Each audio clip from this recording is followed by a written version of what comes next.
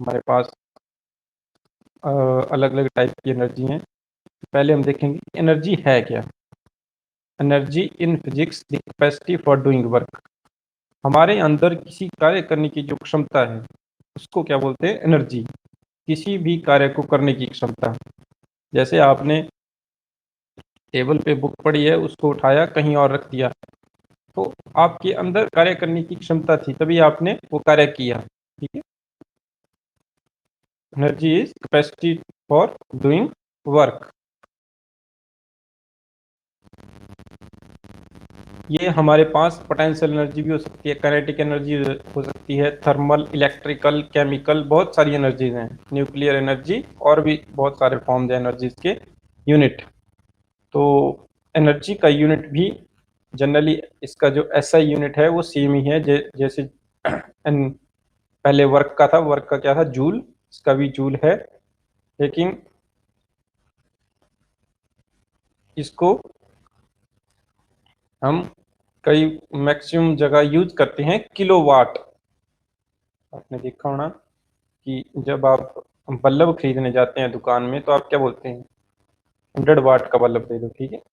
100 joule का कभी नहीं बोलते, ये बोलते हैं 100 जूल का दे दो, या 10 वाट का बल्ब दे दो।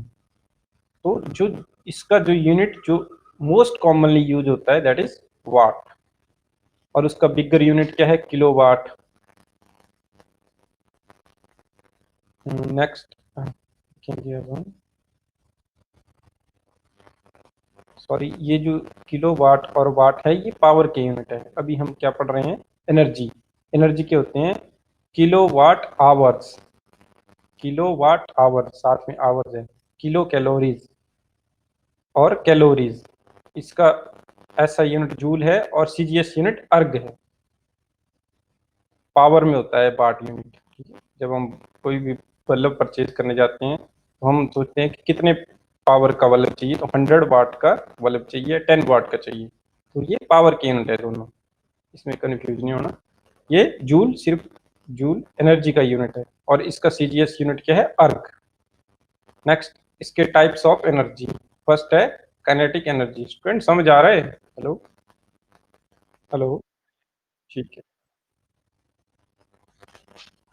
फर्स्ट है kinetic energy. The definition of kinetic energy in physics is, kinetic energy is the energy possessed by the body by virtue of its motion. अगर किसी बॉडी के मोशन की वजह से उसमें जो एनर्जी है उसको बोलेंगे काइनेटिक एनर्जी। जैसे फॉर एग्जांपल, आप कहीं मूव कर रहे हैं, भाग रहे हैं, तो आपके भागने की वजह से जो एनर्जी आपके अंदर एनर्जी है दैट इज काइनेटिक एनर्जी। कोई गाड़ी चल रही है तो गाड़ी के चलने की वजह से जो उसके अंदर एनर्जी प्रोड्यूस हो रही है दैट इज काइनेटिक एनर्जी। वैसे बहुत सारे एग्जाम्पल हैं।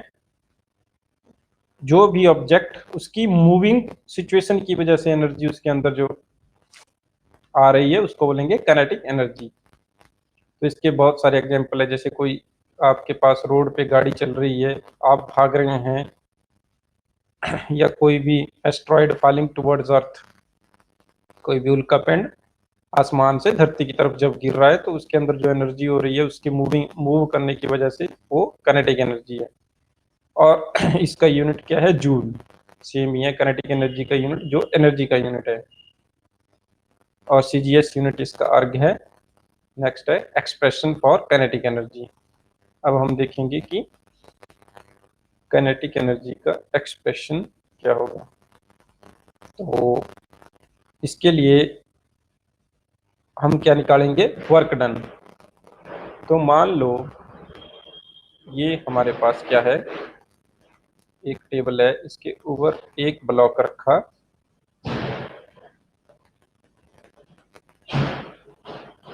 ब्लॉक ब्लॉक मान लो, या कोई गाड़ी मान लो। ठीक है।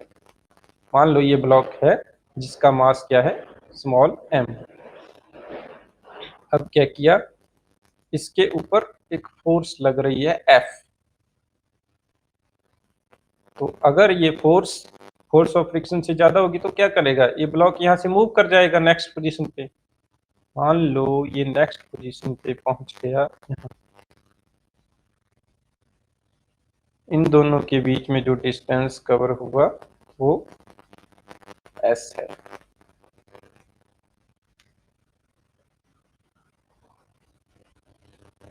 अब ये जो ब्लॉक है इसका वेट है हमारे पास mg, तो ये क्या करेगा, नीचे की तरफ लगेगा।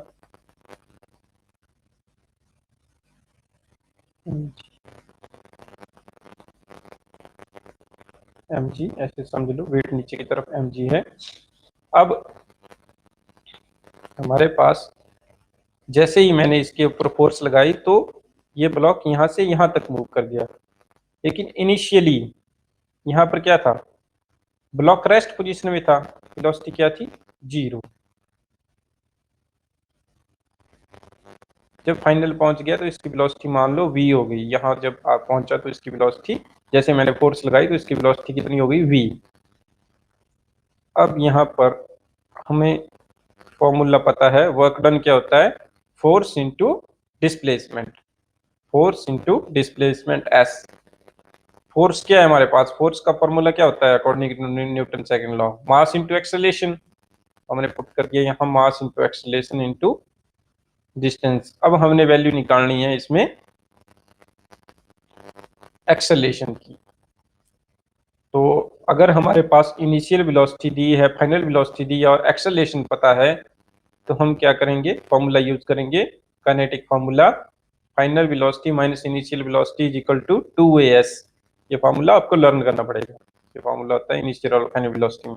bf क्या है, final velocity, u initial velocity, a is acceleration and s is displacement.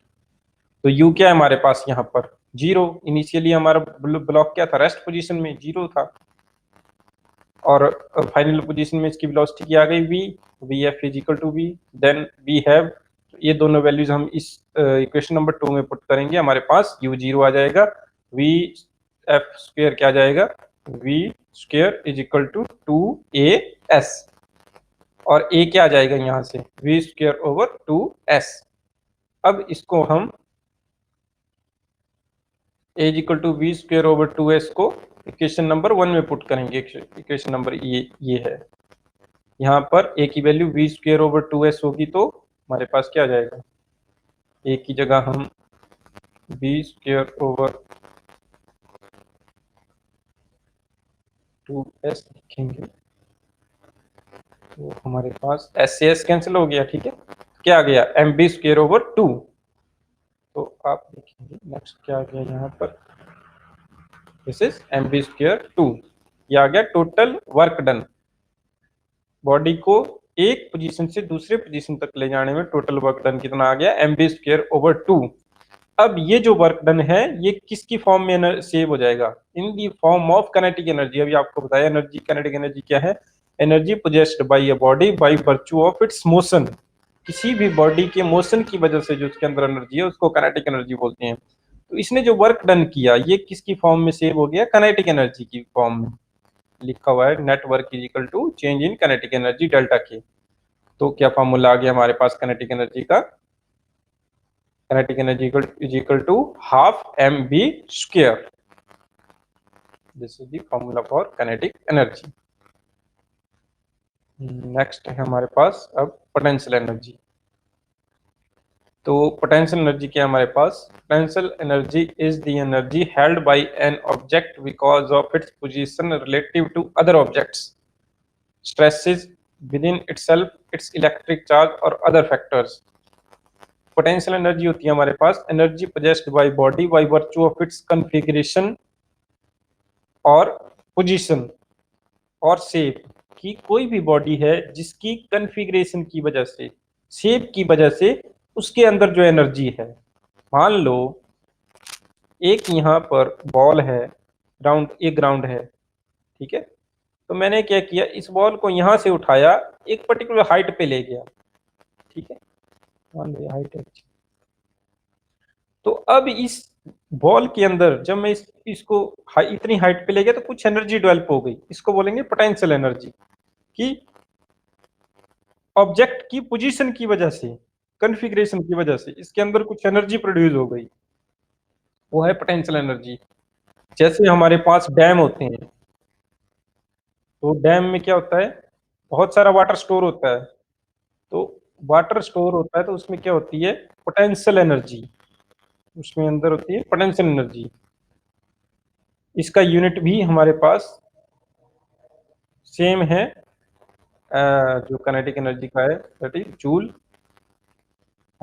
इसके एग्जांपल्स अभी मैंने आपको बताए, water stored in dam, a bent diver board just before a diver dives in, a twisted rubber band that powers a toy plane।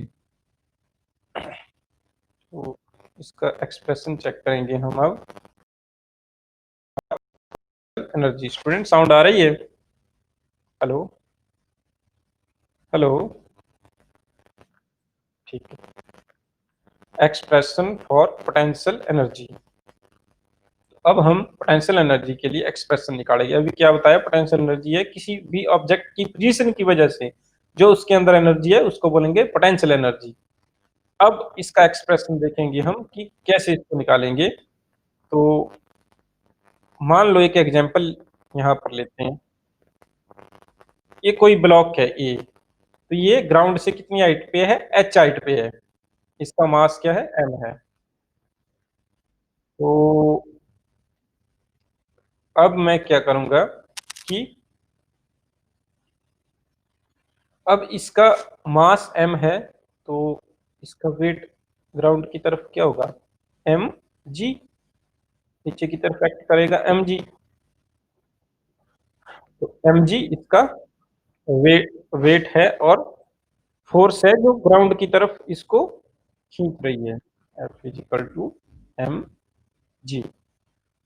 अब हमने क्या निकालना है? वर्क डन, कि यहां से यहां तक ले जाने में कितना वर्क डन हुआ, क्योंकि इसमें ये एक रेस्ट पोजीशन पे है, तो इसके अंदर एक एनर्जी स्टोर हो गई। यहां से जब इसको यहां तक ले गए तो एक एनर्जी स्टोर हो गई, हमने वो एनर्जी निकालनी है। वो एनर्जी हमारे पास क्या आ जाएगी? Work is equal to force into displacement. Force कितनी है हमारे पास? एम जी, और डिस्प्लेसमेंट कितनी है? एच। क्या फॉर्मूला आ गया हमारे पास? M G H. तो ये क्या है? M G H is the formula for potential energy. M G H जो हमारे पास फॉर्मूला आया वो पोटेंशियल एनर्जी के लिए आ गया। नेक्स्ट है principle of conservation of mechanical energy for freely falling bodies, examples of transformation of energy. तो ये प्रिंसिपल बहुत इंपॉर्टेंट है। क्या बोलता है ये प्रिंसिपल? कि conservation of mechanical energy, law of conservation of energy states that energy will neither be created nor be destroyed, however is converted from one type to other type of energy। कि जो भी हमारे पास energy है उसको ना तो हम बना सकते हैं और ना ही तोड़ सकते हैं, ठीक है। इसको सिर्फ एनर्जी को क्या कर सकते हैं? हम एक फॉर्म से दूसरी फॉर्म में चेंज कर सकते हैं। ऐसा नहीं है कि हमने कहीं ऐसे कोई एक डिवाइस लगा दी कि एनर्जी को जनरेट कर दिया। एनर्जी को ना हम जनरेट कर सकते हैं और ना ही डिस्ट्रॉय कर सकते हैं। ये हमेशा एक फॉर्म से दूसरी फॉर्म में कन्वर्ट होती रहती है। जैसे हमारे पास इलेक्ट्रिसिटी है, तो इलेक्ट्रिसिटी हमारे पास कहाँ से आई? मान लो एक डैम है, डैम के अंदर क्या थी? पोटेंशियल एनर्जी थी पहले। ये ट्रांसफॉर्मेशन ऑफ एनर्जी का एग्जांपल मैं आपको दे देता हूँ। मान लो ये डैम है आपके पास, यहाँ वाटर स्टोर किया हुआ है हमने। तो हेलो, तो यहाँ पर पोटेंशियल एनर्जी है। जैसे ही ये नीचे टरबाइन को मूव करवाने के लिए यूज की, तो ये काइनेटिक एनर्जी में कन्वर्ट हो गई। पानी पहले रेस्ट पोजीशन पे था टॉप पे, जैसे ही नीचे आया तो काइनेटिक एनर्जी में कन्वर्ट हो गया। तो काइनेटिक एनर्जी में टरबाइन मूव किया। टरबाइन मूव होने की वजह से यहाँ जनरेटर लगा हुआ था, तो जनरेटर ने काइनेटिक एनर्जी को किसमें कन्वर्ट कर दिया? इलेक्ट्रिक एनर्जी में। अब अब अब इलेक्ट्रिक एनर्जी जो है हमारे घरों तक पहुंच रही है। अब हम क्या कर रहे हैं इलेक्ट्रिक एनर्जी को यूज? कोई फैन चला रहा है, कोई बल्ब चला रहा है, ठीक है, कोई ना कोई एक्टिविटी कर रहा है। तो जैसे आप फैन चलाएंगे तो वो दोबारा से किस में कन्वर्ट हो रही है? काइनेटिक एनर्जी में। और काइनेटिक एनर्जी दोबारा से मैकेनिकल एनर्जी में कन्वर्ट हो रही है। तो ओवरऑल जो एनर्जी है वो एक फॉर्म से दूसरी फॉर्म में कन्वर्ट हो रही है। हम कहीं भी एनर्जी को जनरेट नहीं कर रहे हैं कि हमने कहीं कोई एनर्जी नहीं बना दी, ठीक है। एनर्जी को सिर्फ हम चेंज कर रहे हैं एक फॉर्म से दूसरी फॉर्म में। तो ये है principle of conservation of energy की, टोटल एनर्जी हमेशा कंजर्व्ड रहेगी। तो इसका एक्सप्रेशन है, ये भी आपका इंपॉर्टेंट एक्सप्रेशन है, expression for principle of conservation of mechanical energy for freely falling body.